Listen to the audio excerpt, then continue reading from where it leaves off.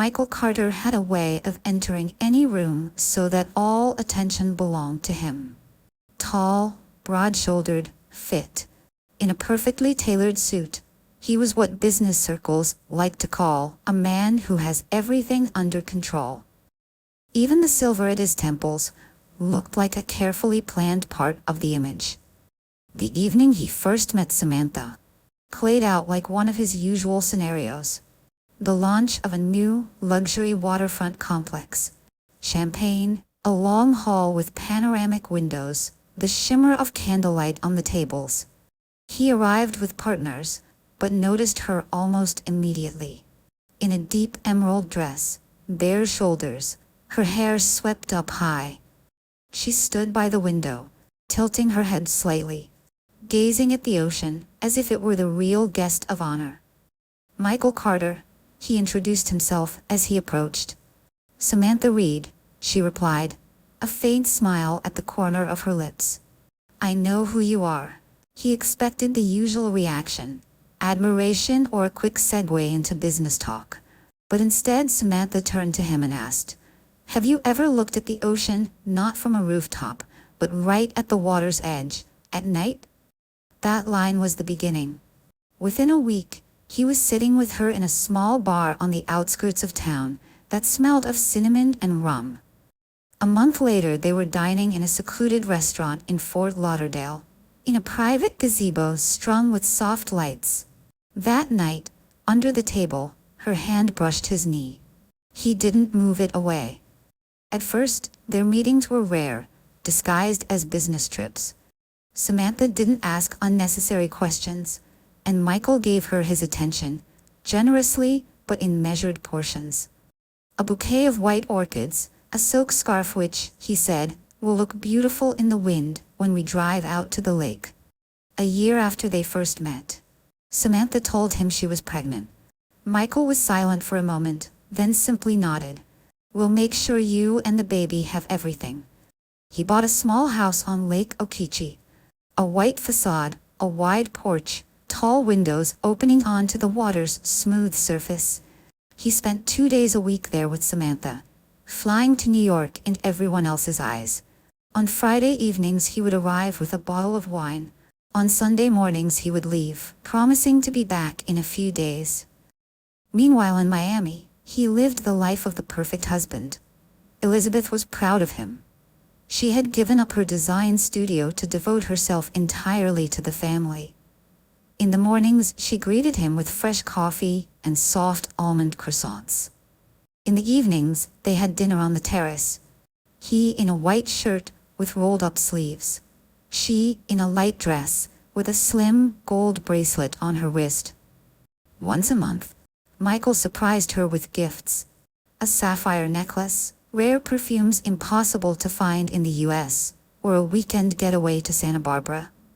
Sometimes he would simply walk up behind her, slip his arms around her waist, and whisper, "Get dressed, we're having dinner on a rooftop." Yet during these perfect evenings, Elizabeth would sometimes catch his gaze drifting past her.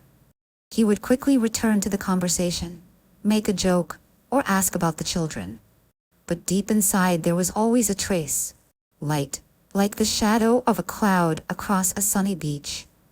One such evening, she caught the scent of a perfume she had never worn lingering on his shirt.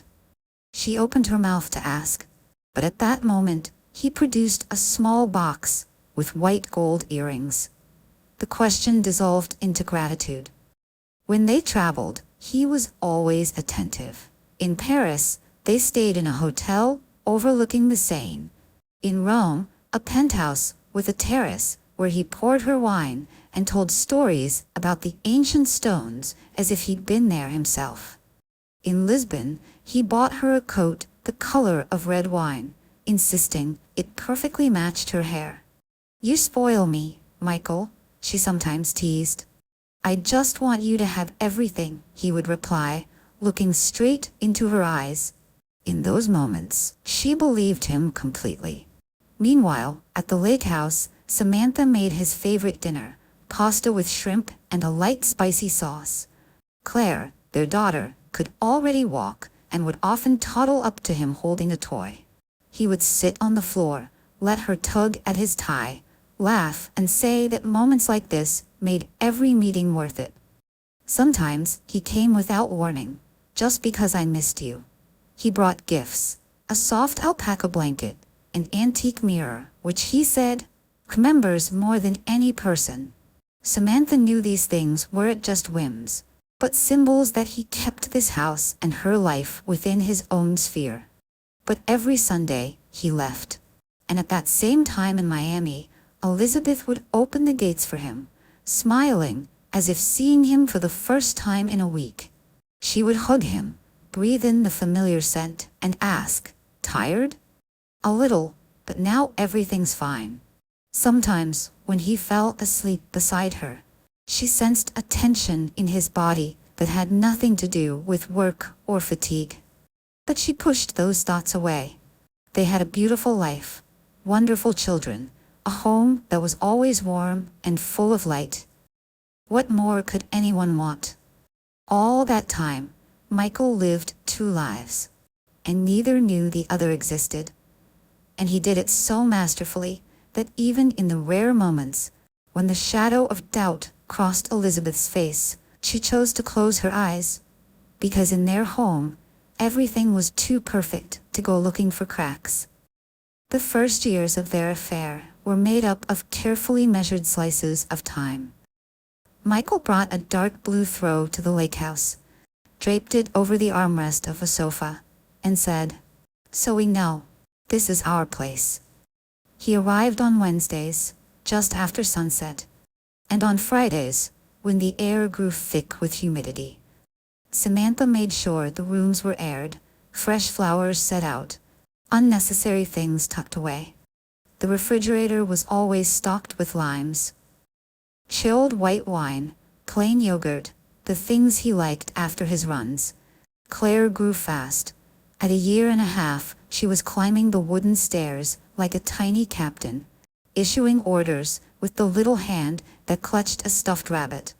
Michael filmed her on his phone, then played the video on silent loop while his coffee cooled. Sometimes he arrived straight from work, still in a suit, with his briefcase and sealed envelopes. He would loosen his tie, fold it neatly, roll up his sleeves, as though stripping off an entire day. They'd learned not to ask each other unnecessary questions. Samantha only asked about the present. "Will you stay for dinner? Feel like swimming?" He answered with actions, putting water on for pasta, slicing peppers and garlic, zesting a lemon. When she washed the dishes, he would come up behind her, wrap his arms around her waist, calmly, deliberately. His hands smelled of citrus and the metal of his watch. His fingers moved slowly, as if they had all the time in the world. Every couple of months they went away for short trips, always under the guise of negotiations. He knew how to choose the right places. A small hotel on an island where the windows opened onto a hidden bay. A villa with stone steps where breakfast meant figs, ham, and bread still warm from the oven. Samantha packed 2 dresses and a book she never opened. The days there were slow and rich as honey. They swam, debated wine lazily, returned to the room and let their skins speak for them. No big declarations, just closeness, quiet and sure as a promise. Meanwhile, in Miami, Elizabeth's life ran like a seasonal catalog. Jason played baseball. Amelia took piano lessons.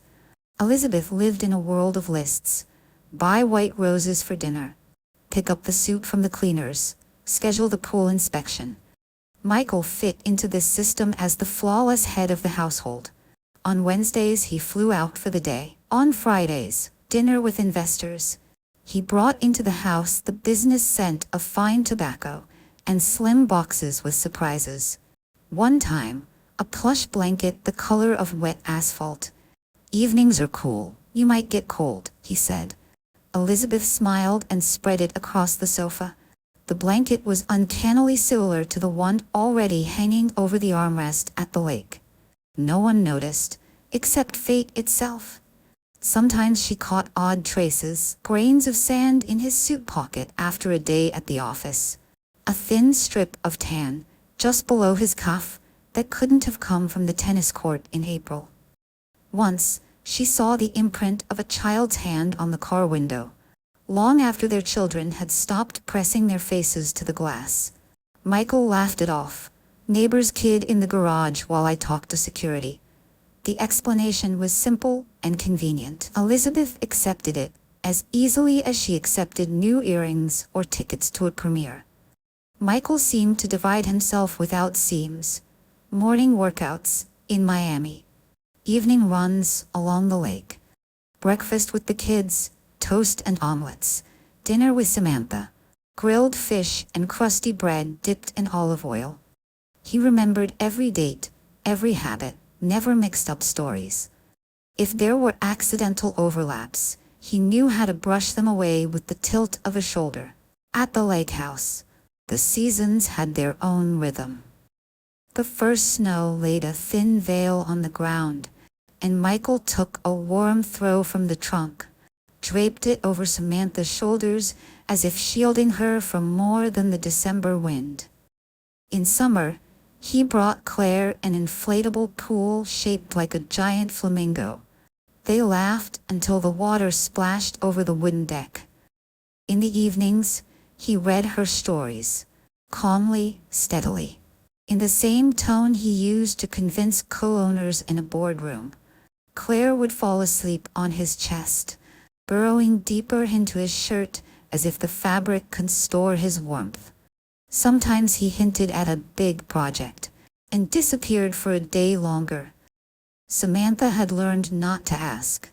He returned with flowers and rare delicacies, popped champagne with one hand so the cork flew in a high arc. He gave her earrings, thin white gold ones almost identical to a pair in Elizabeth's jewelry box. The only difference, a subtle change in the clasp.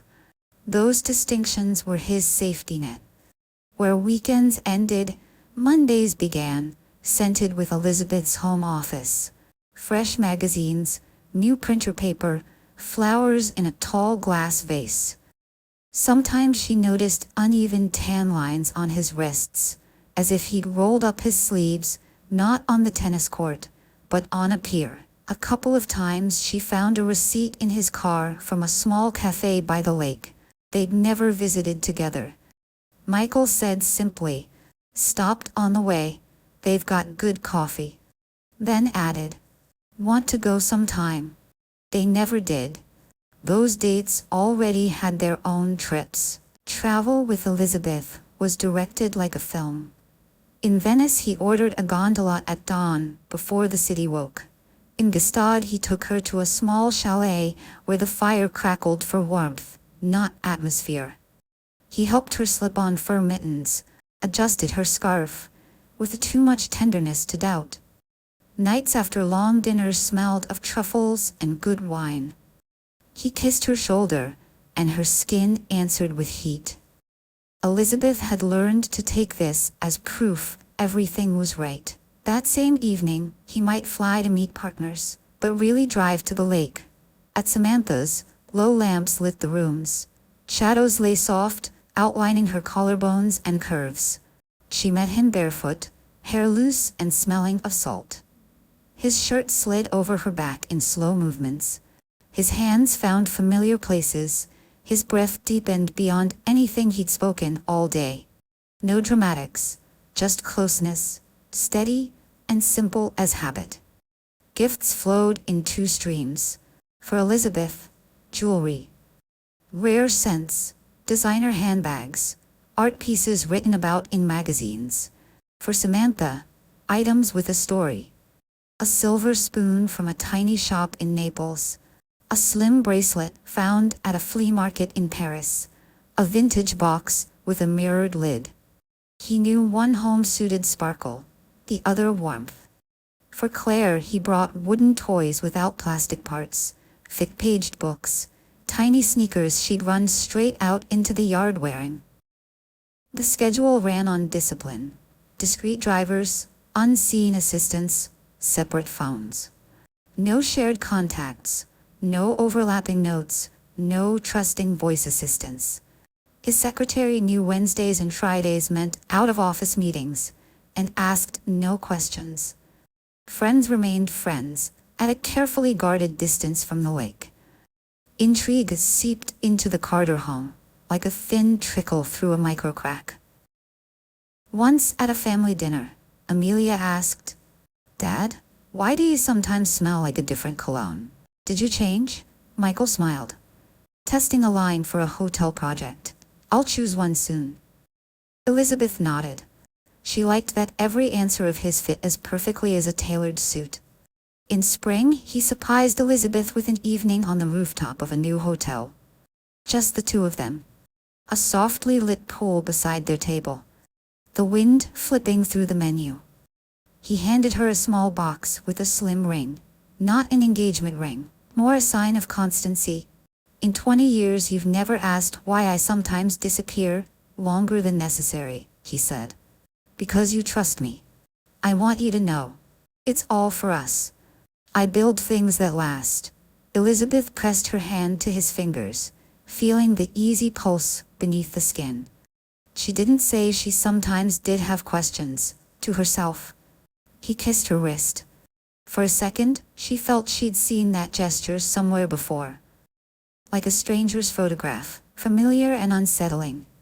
Then dessert arrived, and the thought dissolved, like powdered sugar on a tart.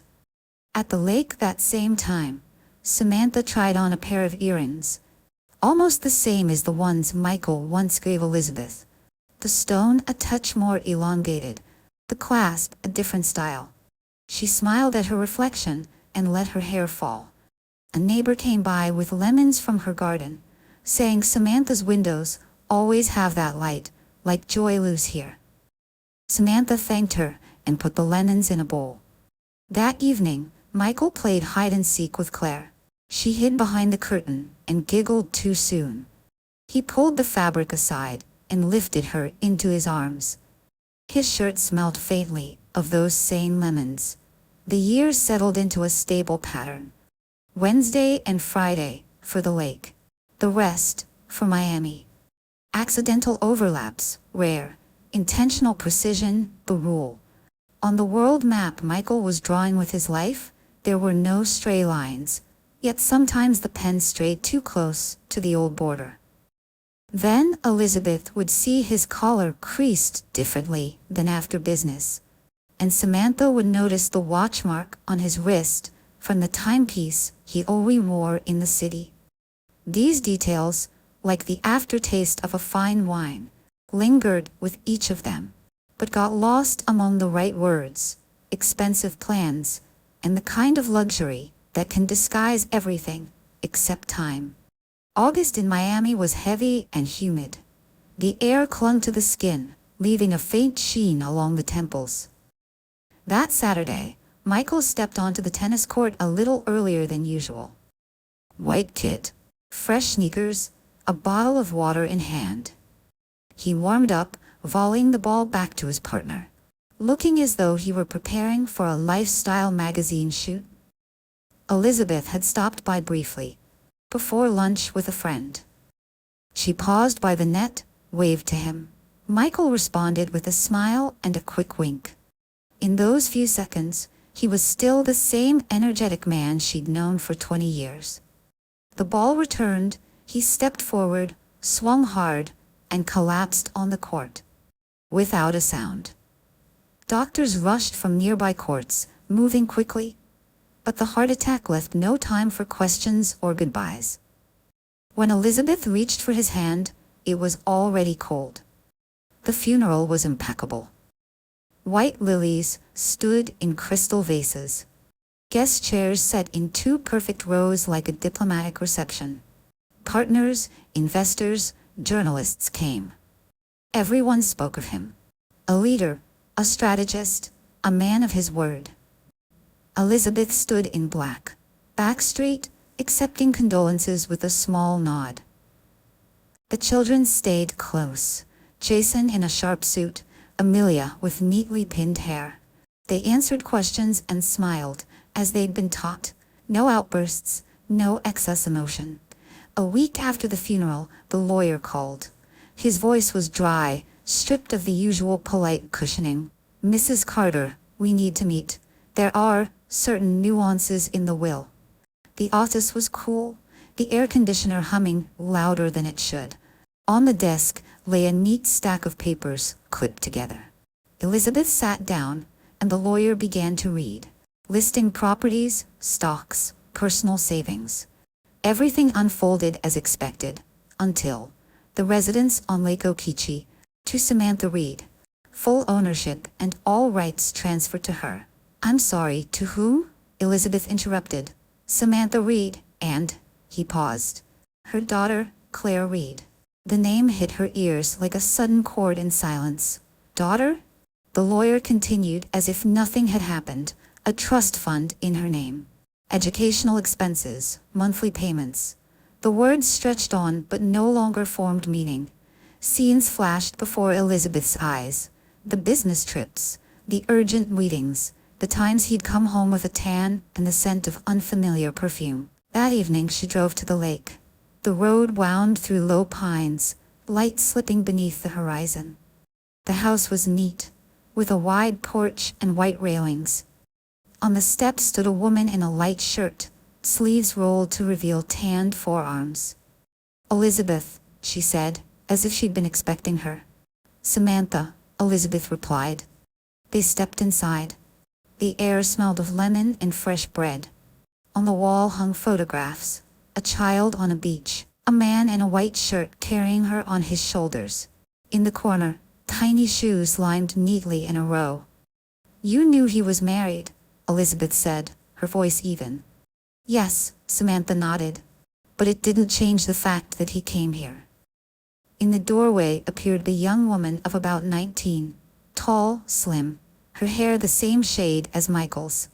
"This is Claire," Samantha said. "Hello, Mrs. Carter," the girl said softly. They spoke little, but every word landed heavy. Claire told her that her father came to her plays, always sitting in the back row, and leaving first. That he brought her books, and always said, "You must have your own choice." Elizabeth's eyes moved over the house. On the shelf, rare books he loved. On a chair, a throw strikingly like the one in Miami. In a vase, white orchids, just as on their anniversary. She noticed a wooden box on the dresser.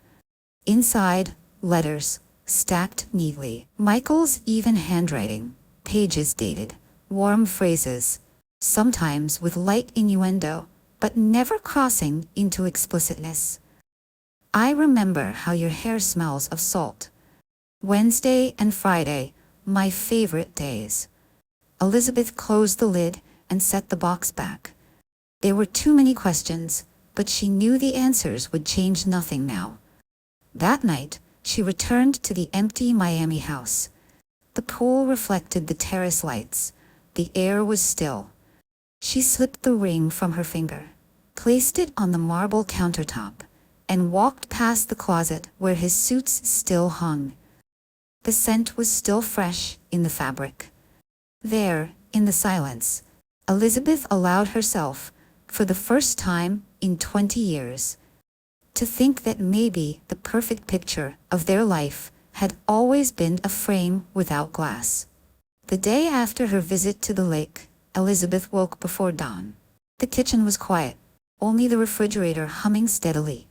She took from the cupboard a porcelain cup Michael had brought from Copenhagen, pale blue with a gold rim. The night he'd given it to her, he'd said, "Drink from this when you miss me." Now it sat before her, and the missing was full of other people's faces. Her day was scheduled as always. Morning calls about estate matters, a meeting with a realtor for one of the properties, lunch with a friend. In the evening, a charity gala at a beachfront hotel, the invitations sent out a month earlier. She chose the deep navy dress, the one Michael had liked for its open shoulders. The hall was full of familiar faces, lawyers, partners, old family friends. Everyone spoke of him, in the past tense, careful not to touch the present. A jazz quartet played on stage. Waiters moved through the crowd with oysters on silver trays. And then, at the far end of the room, Elizabeth saw her, Samantha. No invitation, dressed in a sharp black suit, her expression unreadable. Beside her stood Claire, in a simple white dress. They were off to the side, watching. Elizabeth didn't approach, but knowing they were there made the air thicker. She could feel the glances without turning her head. Later, in the coat room, Samantha ended up beside her. "I didn't come here for you," she said quietly. The foundation helped Claire with theater school. She was invited. "I didn't ask," Elizabeth replied. "But you're wondering why I'm here." "No," she said. "I'm wondering how many times we've been in the same room without knowing." They parted without more. But on the drive home, Elizabeth remembered. 2 years earlier, at a reception, she thought she saw in the crowd a woman in an emerald dress, bare shoulders. She'd assumed it was just another guest from a different company. In the following days, she sorted through paperwork. In Michael's desk drawer, she found keys to a car she didn't recognize. In the top shelf of the closet, a small suitcase packed with the essentials for short trips. A change of clothes, sports gear, a couple of shirts. Everything new, unworn. That evening, Claire called. "Mrs. Carter." Her voice was measured. "You probably don't want to talk to me, but I have something of his I think should be yours." "What is it?" "A watch. He wore it when he was with me. But it was bought for him, a long time ago." Elizabeth agreed to meet. They chose a quiet cafe in the city center, small tables, no crowd. Claire came alone, carrying a box. Inside was a gold watch, with an engraving on the inner cover. "Time for us." No date, no name. "He never said who wrote that," Claire told her. "But sometimes, looking at it, he'd smile, like he was reading an entire story." Elizabeth closed the box. "We had many watches," she said. "But not all of them were ones we saw." At the lake house, Samantha kept her routines. Mornings, she brewed coffee in a sesve, just the way he liked it, and left a cup on the windowsill. Claire was preparing to move to New York, accepted into a theater troupe. They packed boxes, sorted belongings. Among the books, they found a plain leather notebook with no title. Inside, a list of dates, places, and short notes. Paris, garden windows. Saturday, porch. Barcelona, night in port. "This is," Claire began. "Don't," Samantha interrupted. "Sometimes it's better for memory to stay locked." Back in Miami, Elizabeth got an invitation to dinner from old friends of Michael's. Over the meal, one of them, unaware of the situation, said, "Remember when Michael showed up to a meeting in a boat jacket, sand all over him? We thought he'd been at the beach, not the office." Elizabeth smiled, but inside, something tightened. The puzzle kept assembling itself, without her consent. A week later, she returned to the lake. Samantha opened the door immediately. "I don't know why you keep coming," she said. "Neither do I," Elizabeth replied. "But we both know I'll be back." They sat on the porch, drinking lemonade. Between them, the air was quiet, saturated with the absence of the man who had tied these two homes together. Each looked at the water, and each saw a different reflection. Evening fell. In the windows, a soft light glowed, and Elizabeth noticed on the windowsill a porcelain cup, just like her pale blue one from Copenhagen, but with a silver rim. She didn't ask, but now she knew. Michael had 2 cups, 2 houses, 2 worlds, and he had lived in them with equal ease. September brought a touch of coolness to the Carter home, and a calendar filled with meetings. Lawyers, appraisers, accountants, each arrived with their folders and left behind the faint smell of paper and printer toner. Elizabeth worked with precision, signing, clarifying, rescheduling. On her desk lay a ruler, 2 colors of sticky notes, and a week's to-do list. By the end of the month, she had rented a loft in Wynwood. Red brick, tall windows, light falling in stripes across the concrete floor. This became her studio. Bolts of linen and wool arrived, a catalog of Italian paints, a collection of matte glass light fixtures. A mannequin stood by the wall, pinned with a test throw in the color of morning fog. 2 assistants, agile, quick-handed Kayla, and meticulous Tom, spread out samples and marked labels on boxes. "We'll keep the walls sandy light," Elizabeth said. "Graphite for accents, and wood unfinished. The space needs to breathe." Work moved at a steady rhythm. Days were for measurements, contractor meetings, fabric selection. Evenings were for catalogs, lines, rectangles. The phone rang often. Invitations to receptions, offers of support, questions about Michael's foundation. Elizabeth only answered when the reply was necessary. She didn't avoid social events. At one gallery dinner, the director said evenly, "We're planning a modern sculpture wing. Would you be interested?" "Yes," she replied, "but no gloss. The space must stay honest." The man nodded, as if hearing not just words, but a proposal. Elizabeth noticed 2 people at the next table exchange glances, a man with a sharp profile and a woman in a silver dress. The faces didn't matter. What mattered was that she was being listened to as a professional. The Miami house kept its order. Mornings, the pool quietly counted its ripples. White flowers stood in a vase. Jason dropped by before practice. Amelia brought new sheet music. Dinner conversations revolved around news.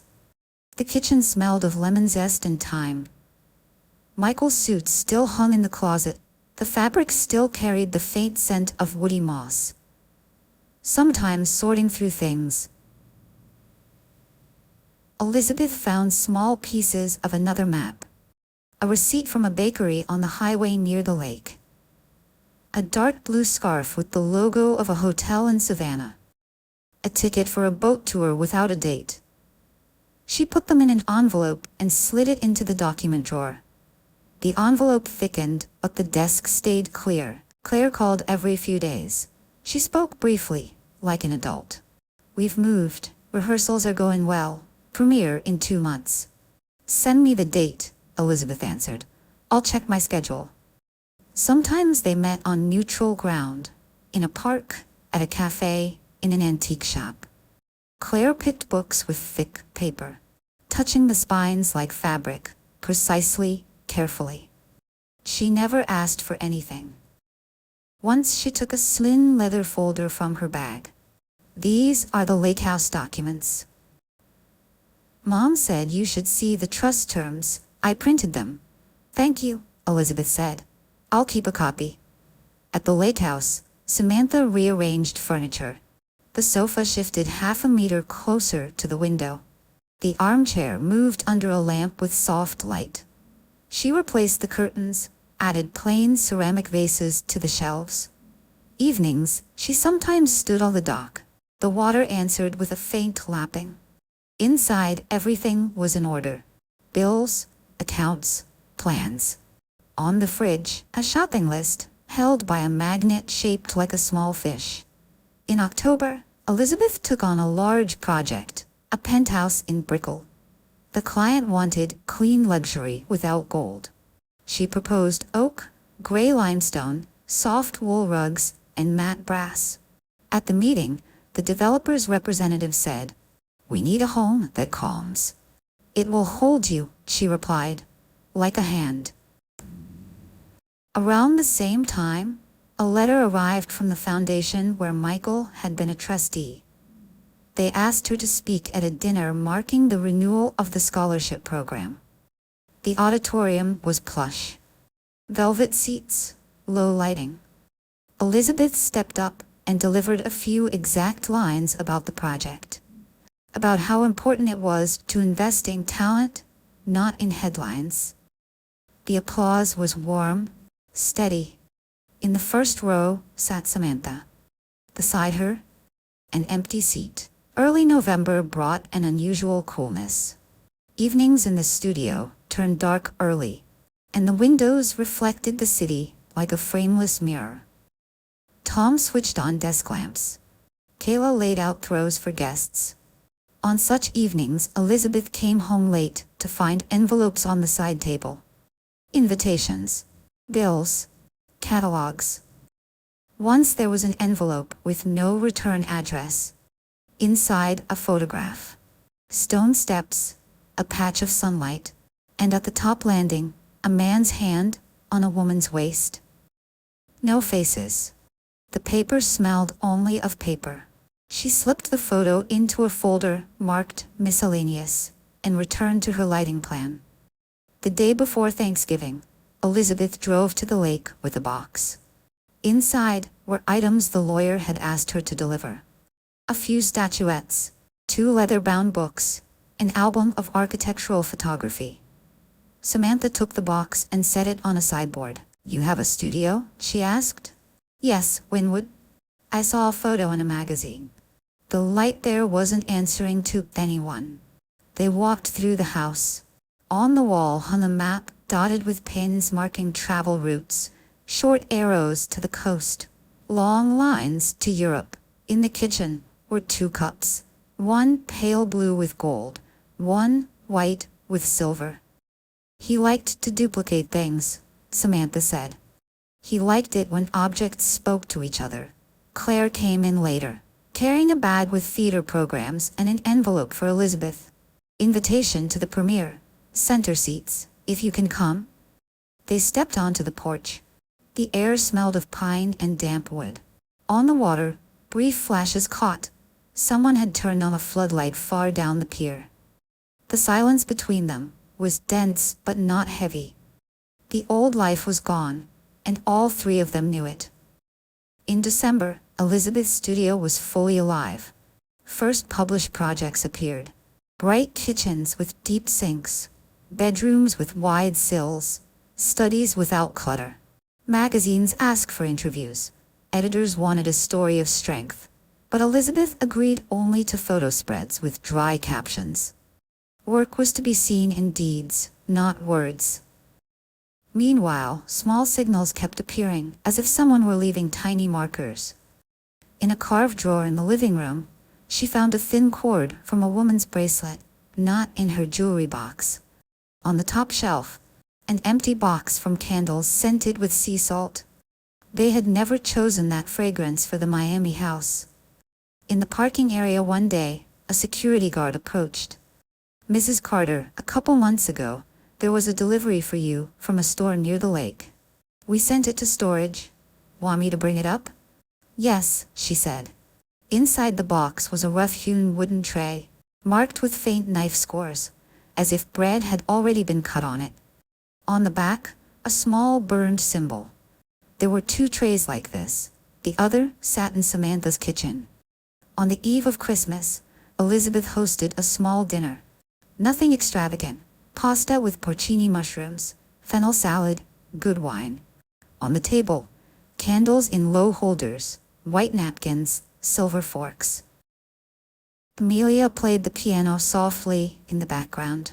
Jason spoke about his training camp. Outside, a rare city rain fell in a quiet sheet. Later, when the guests had gone, the house settled into silence. Elizabeth set fresh flowers on the table and switched off the overhead light. In the window's reflection, something moved. The neighbor's cat crossing the terrace. The pool lights came on, turning the water into molten glass. The kitchen timer clicked to 0. Her phone lit with a message. "Happy New Year," wrote Samantha. "May this house have the light you choose." Elizabeth typed a short reply, "And yours," then opened her calendar and marked the date, Claire's premiere. The evening wound down quietly. The rooms fell into place, fabrics lay smooth, silverware returned to drawers. The air was cooler. On a chair lay a soft wool shawl. Against her skin, it felt like the winter air at the lake, and the warmth of hands that had once held 2 worlds at once.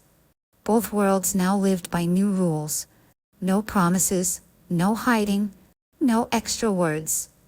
And in that, strangely, There was room for calm, as if someone had finally leveled the horizon and let each house stand firm, each on its own shore. January in Miami was dry and clear. The morning air was cool, but the sun quickly warmed the stone paths by the pool.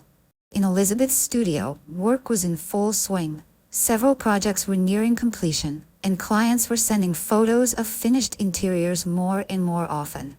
One day, a courier brought a large envelope of heavy paper.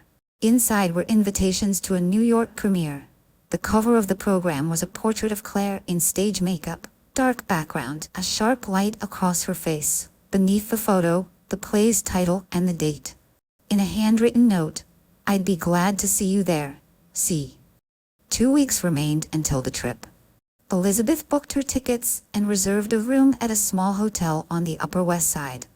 That evening over dinner she told her children, "I'll be in New York for a couple of days. There's a premiere."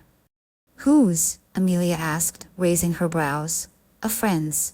On the day of departure, Miami's weather was even. But in New York, the streets still shone from recent rain. The hotel was exactly what she'd hoped for. Wood-paneled lobby, soft lamplight, quiet music in the bar. The premiere was in a small theater with 100 seats. In the foyer, champagne was served, conversations kept low. Her seats were 2 rows from the orchestra pit. When the lights went down, Claire stepped on stage. In her movements was the same calm certainty Michael had carried into boardrooms, not sharp, but filled with quiet force. Her voice was clear, each word exactly placed. After the final bow, the audience applauded long and steadily. Claire looked out over the crowd, her eyes pausing on Elizabeth, and for a brief moment her face held something personal, without words but perfectly understood. Backstage, in a narrow corridor, they met. Claire held a bouquet in her arms. "Thank you for coming," she said. "It was worth it," Elizabeth replied. "You were good."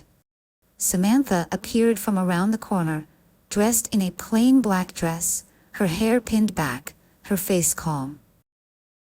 "We're glad you're here," she said. "So am I," Elizabeth answered. The 3 of them stood together. 2 women bound by the past. The young woman at the start of her own path, and a man who was no longer there, but still somehow present between them. In gestures, in words, even in the pauses. That night, back at the hotel, Elizabeth opened the window. The city moved below. Cars rushing. Windows across the street flickering light and shadow. Her navy shawl lay draped over a chair. She pulled it around her shoulders and stepped to the mirror. The reflection was steady, her gaze direct. A few days later, she returned to Miami. In the studio, blueprints, fabric samples, and client letters waited. Life continued, with new commissions, new routes, new faces. At the lake house, Samantha was rearranging furniture in the living room. On the windowsill sat a cup with a silver rim.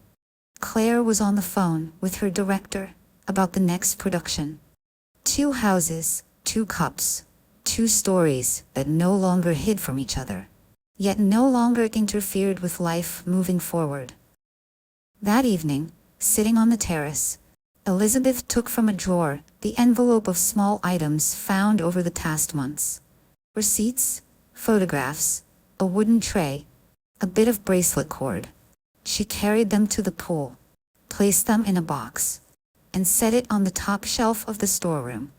That's where they would stay, proof that the past had existed, but now belonged solely to memory. The sky darkened, the pool water turned to smooth glass. The house was quiet, and in that moment, she knew. The horizon lines were even.